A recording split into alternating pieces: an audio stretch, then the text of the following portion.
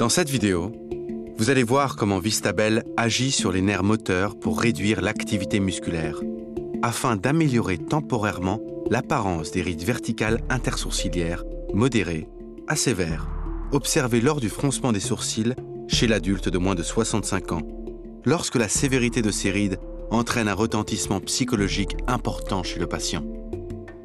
La terminaison présynaptique de la jonction neuromusculaire contient des vésicules membranaires prêtes à libérer leur contenu, le neurotransmetteur acétylcholine. La stimulation du nerf déclenche une cascade d'événements qui aboutit à la fusion des vésicules contenant les neurotransmetteurs avec la membrane neuronale.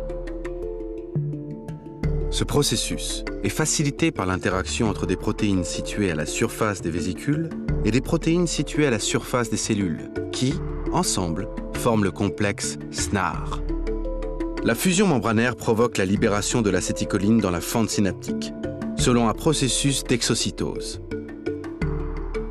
L'acétylcholine diffuse à travers la fente synaptique et va se fixer au niveau des récepteurs musculaires, entraînant la contraction musculaire.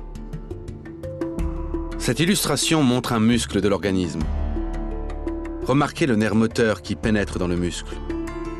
Vistabel est injecté directement dans le muscle concerné. Après l'injection, la molécule active de 150 kDa de Vistabel se dissocie des protéines protectrices qui l'entourent. Le domaine de liaison de la molécule active de Vistabel est la partie C terminale de la chaîne lourde, qui interagit avec les récepteurs des terminaisons nerveuses. La molécule active de Vistabel pénètre dans la cellule nerveuse par un processus d'endocytose dépendant d'un récepteur.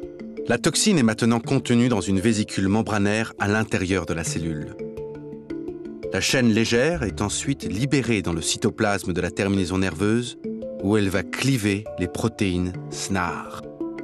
Dans les nerfs moteurs, la chaîne légère de la molécule active de Vistabel bloque la libération de l'acétylcholine en clivant la protéine SNAP25, qui est un composant essentiel du complexe SNAR. Lorsque l'acétylcholine ne peut pas être libérée, la contraction musculaire ne se fait plus. L'injection intramusculaire de Vistabel à des doses thérapeutiques provoque une dénervation chimique partielle des muscles, entraînant une réduction localisée de l'activité musculaire. Cependant, la réinnervation du muscle peut se produire, inversant ainsi la dénervation du muscle induite par Vistabel.